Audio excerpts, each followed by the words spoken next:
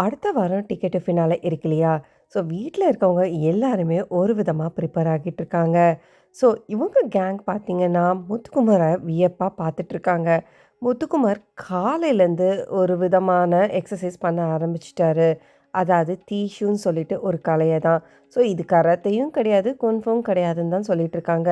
வீட்டுக்குள்ள இருக்கவங்க எல்லாருமே அவர வியந்து பார்த்துட்ருக்காங்க. நம்மலாம் பேசிக்கிட்டே தான் இருக்கோம். பாத்தியா காலையிலேருந்து ஏதோ ஒண்ணு பண்ணிக்கிட்டே இருக்காரு. ஸோ இது எதுக்கு தெரியுமா? டிக்கெட்டு ஃபினாலேல அவ எப்படியாவது ரெடி ஆகணும்னு சொல்லிட்டு, என்னவோ ஏதோ பண்ணிட்டுருக்கான்னு சொல்லிட்டு பேசிட்டுருக்காங்க. இந்த பக்கம் பார்த்தீங்கன்னா, ரயான், ஜாக்லினும் அவ்ளோ தீவிரமா பார்த்துட்ருக்காங்க. மைண்ட ஸ்டெடி பண்ணணும். இந்த கேமுக்காக தன்னை தயார்படுத்திக்கிறாராம். அதுக்கு தீபக்கும் சொல்லிட்டு இருக்காரு ஜாக்லின் கிட்ட. சரி, அவர் என்னெல்லாம் பண்றாரோ, அதையுமே நம்மளும் சேர்ந்து பண்ணணும்னு சொல்லிட்டு அவருமே சொல்லிட்டு இருக்காரு. ஜாக்லின் பொறுத்தவரைக்கும் அவரோட ஓட்டு எல்லாமே இவங்களுக்கு வரணும்னு சொல்லிட்டு கேம்பெயினும் பண்ணிட்டு இருக்காங்க.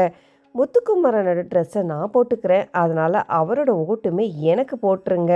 ஃபைனல்ஸில் நானும் சரி முத்துக்குமரன் நிற்கணும். ஆனால் கப்பு மட்டும் எனக்கு தான் வேணும்னு சொல்லிட்டு ஜாக்லின் தீவிரமாக ஒரு கேமை ஸ்டார்ட் பண்ணிட்டாங்க. இன்னும் முக்கியமாக பார்த்தீங்கன்னா, ஒரு 3 வாரமாக அவங்க ஒரு ப்ரொவோக்கிங்கான ஒரு கேமை விளையாடிட்டு இருக்காங்களாம். அது முத்துக்குமரனுக்கு இரிட்டேட் ஆகுதுன்னு சொல்லிட்டு இருக்காரு. இன்னொன்னுமே இன்னியோட லைவ்ல சொல்லிட்டு இருந்தாரு. சௌந்தர்யோட கேமை இவர் புரிஞ்சுக்கிட்டாராம். சௌந்தர்யா இப்படித்தான். ஒவ்வொரு வாரமும் அவங்க என்னதான் விளையாடுறாங்கன்னு சொல்லிட்டு 8 வாரமா புரியாம இருந்த இவருக்கு, இப்போ சௌந்தர்யா வந்துட்டு நார்மலா எப்பயும் போல தான் இருக்கிறாங்கன்னு சொல்லிட்டு அவரோட கேமும் புரிஞ்சுக்கிட்டாராம்.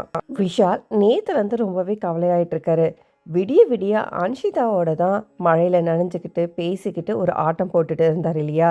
ஸோ அவருக்கு யார் போவாங்கன்னு சொல்லிட்டு ரொம்பவே டவுட்டு. ரயான் சொல்லிட்டு இருக்காரு, அந்த நாமினேஷன் ஃப்ரீ பாஸ் நல்ல வேற எனக்கு வந்தது. இல்லைன்னா அவ்வளோதான். இல்லைன்னா இதை பற்றியே நான் யோசிச்சுட்டு இருப்பேன். எனக்கு தெரிஞ்சு ஜெஃப்ரி இல்லைன்னா அன்ஷிதா தான் போவாங்க. இல்லைன்னா வேற யார் போவாங்கன்னு தெரியல. இந்த கேமை பொறுத்த வரைக்கும் ஒவ்வொரு வாரம் எதுவுமே ப்ரெடிக்ட் பண்ண முடியாது. ராணவ் சொல்லிட்டு இருக்காரு, நான் போவேனா இல்லையான்னு எனக்கு தெரியல. எனக்கு கொஞ்சம் ஒரு மாதிரி தான் இருக்கு. ஆனால் எங்கள் வீட்டில் இருந்து வந்தவங்க சொல்லிட்டாங்க, நீலாம் போக மாட்டேன்னு சொல்லிட்டாங்க. அதனால நான் ரொம்ப தைரியமாக இருக்கேன். ஓட் பேங்கிங்கில் பார்த்தீங்கன்னா டாப் 3 பாட்டமில் இவங்க 3 பேர் தான் இருக்காங்க. சரி, இவங்க 3 பேரில் யாராவது ஒருத்தர் போயிடுவாங்களான்னு சொல்லிட்டு நிறைய பேர் எதிர்பார்த்துட்டு இருந்தோம் இல்லையா? இப்போதைக்கு பார்த்தீங்கன்னா சாட்டர்டே எபிசோடில் ஜெஃப்ரி எவிக்ட் ஆகியிருக்காரு. ஜெஃப்ரி பொறுத்த வரைக்கும் வந்த வரைக்கும் அவரோட கேம் நல்லா தான் இருந்தது. ஆனால் அவர் எவிட் ஆவாரான்னு நினச்சவங்களுக்கு அது ஏமாற்றம் தான். அதே மாதிரி தான் அன்ஷிதா. அன்ஷிதா பொறுத்த வரைக்கும் ஃபஸ்ட்டு 2 வீக்ஸு என்ன தான் விளையாடினாங்கன்னு தெரியல.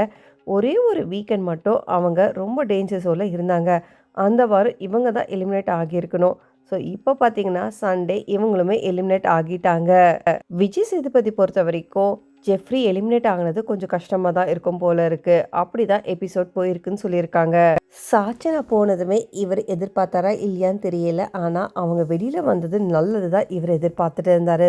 ஸோ இன்னியோட எபிசோட் எப்படி இருக்க போகுதுன்னு சொல்லிட்டு அதோட அப்டேட்ஸ்லாம் பார்க்கறதுக்கு என் சேனலை மறக்காமல் சப்ஸ்கிரைப் பண்ணி சப்போர்ட் பண்ணுங்கள்.